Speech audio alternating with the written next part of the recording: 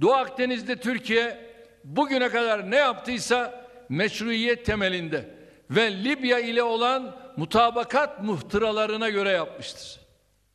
Akdeniz'de gerginliği artıran Türkiye değil, Türkiye'yi ve Kuzey Kıbrıs Türk Cumhuriyeti'ni yok saymaya çalışan Rum, Yunan zihniyetidir.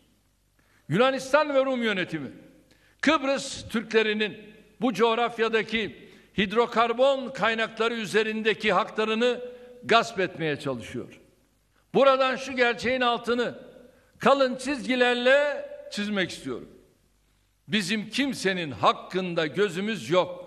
Ancak hiçbir ülkeye de hakkımızı yedirtmeyiz.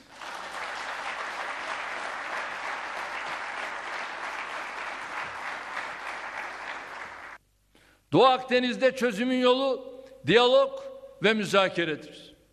Sağduyu ve aklı selimle hareket edilirse herkesin hakkını koruyan kazan kazan temelli bir formül bulunabilir.